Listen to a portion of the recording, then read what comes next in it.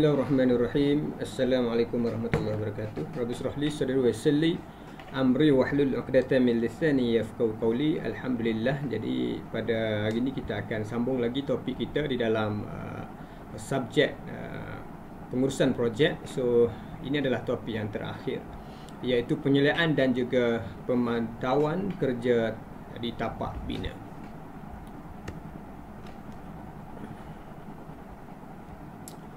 Okey, peringkat pembinaan merupakan satu peringkat penting setelah melalui proses kajian, reka bentuk dan juga tender, maka peringkat pembinaan akan dimulakan. Peringkat ini merupakan satu tahap untuk kita merealisasikan apa yang diinginkan oleh pihak klien. Peringkat ini bermula daripada pemilikan tapak, maknanya kita kena pemilikan tapak tanah tu sehinggalah kerja ini siap. Dan sijil siap kerja daripada pihak klien setelah menyiapkan kerja pembinaan, mana kita akan apply sijil siap kerja tadilah. Selepas kerja pembinaan dah siap, so kita akan apply sijil siap kerja. Pengurusan tapak bina akan dilaksanakan oleh kontraktor yang berjaya dalam peringkat tender dan akan diawasi oleh pihak perunding, terutamanya arkitek dan juga jurutera. Okey, maknanya selepas peringkat reka bentuk, maka peringkat pemilihan kontraktor akan dilakukan dan kontraktor yang berjaya itu akan dipertanggungjawabkan untuk melaksanakan projek itu dan akan diawasi oleh arkitek dan juga jurutera profesional. Okey, ini adalah kerja-kerja awalan di tapak bina. Untuk kerja-kerja awal di tapak bina untuk stage construction itu, okey, yang pertamanya adalah menyediakan bangunan sementara. Ini sangat penting, perlu ada office untuk kita mulakan kerja. Walaupun ini kerja pembinaan, tetapi perlu ada office ya untuk kita melakukan kerja pengurusan di tapak. Okey, perlu ada pejabat tapak. Keperluan untuk menguruskan pentadbiran di tapak bina, ia perlu disediakan mengikut reka bentuk yang dikehendaki berserta dengan kelengkapan yang diperlukan untuk kegunaan penyelia tapak dan juga untuk tujuan mesyuarat. Pihak kontraktor biasanya akan menggunakan pejabat tapak mudah alih dan berhawa dingin. Perlu ada berhawa dingin lah, perlu ada aircon sebab di tapak ni panas. Kemudian selepas daripada tapak, pejabat tapak perlu ada stor simpanan. Stor simpanan ni, apakah tujuan stor simpanan ini? Okey, yang mana untuk menyimpan perkakasan, peralatan dan juga bahan binaan dengan selamat. Ini tujuan stor simpanan tadilah. Ia perlu disimpan dengan baik dan boleh digunakan apabila diperlukan. Stor simpanan seharusnya berkunci untuk mengelakkan daripada kecurian. Okey, ini contoh dia lah, pejabat tapak JKR. Ini contoh ataupun dia punya cabin, set office. Okey, mesti ada aircon lah biasanya, walaupun set office dia ada aircon. Okey, masih lagi kerja-kerja awalan di tapak bina. Untuk kerja-kerja awalan di tapak bina, biasanya kalau kita di dalam planning, dalam scheduling, biasanya dia akan start dengan setting up, penandaan, pancang tanda. So setting up lah, kerja-kerja setting up, yang mana kerja-kerja pemancangan tanda adalah untuk menentukan sempadan dan juga penentu aras bagi projek. Biasanya pihak kontraktor akan mengambil juru ukur tanah berlesen untuk membuat kerja-kerja pemancangan tersebut. Kontraktor juga perlu mendapatkan maklumat dan kebenaran berkaitan perkhidmatan sedia ada seperti kedudukan pipe utama, kabel elektrik di atas tapak bina daripada pihak berkuasa tempatan sebelum memulakan kerja, menyediakan bangunan sementara. Jadi pihak kontraktor perlu mengenal pastilah kedudukan pipe yang sedia ada di kawasan tersebut, kabel elektrik kat mana dan sebagainya, untuk kita memasang di pejabat tapak kita lah.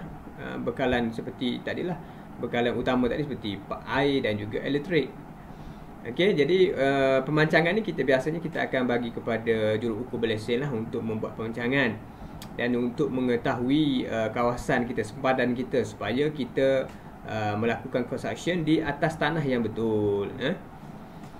Okey, dan selepas kita dah buat pemancangan, maknanya kita akan buat site holding, pemagaran. Kita kena buat pagar lah di kawasan pembinaan tersebut, memasang dinding, adang di sekeliling tapak bina. Ini apakah tujuannya? Adalah untuk keselamatan dan juga untuk mengelakkan daripada pencerobohan. Biasanya dinding adang dipasang dengan menggunakan kepingan zinc ataupun papan. Selain itu, tujuan pembinaan adalah untuk, yang pertamanya adalah untuk memperindah kawasan kerja dan juga persekitaran. Di mana kalau kita ada kawasan yang hadang tadi, mana kalau kita buat kerja kat dalam tu berselerak je, orang tak nampak. Jadi kalau orang awam akan tengok okey, kemas.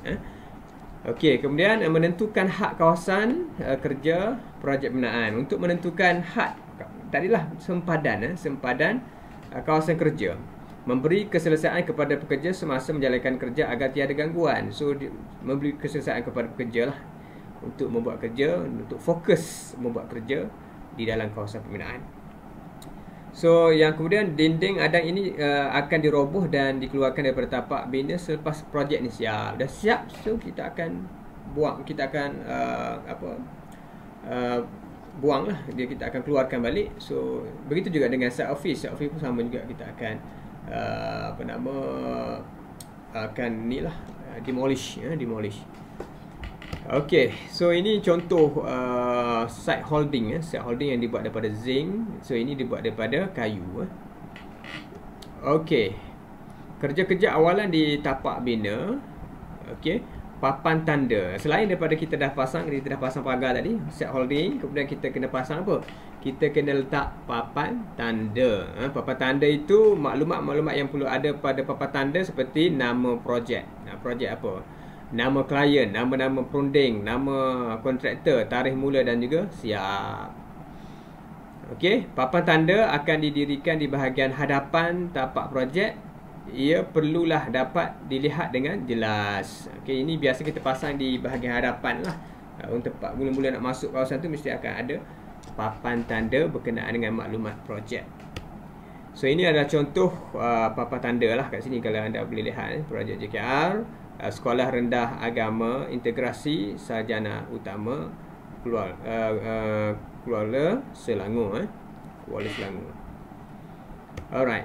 So kemudian kerja-kerja awalan di tapak bina, perkhidmatan sementara. So dekat masa kerja-kerja awalan ni, biasanya preliminary sini, kerja-kerja awalan ini biasanya kita kena ni lah, perkhidmatan sementara ni seperti apa?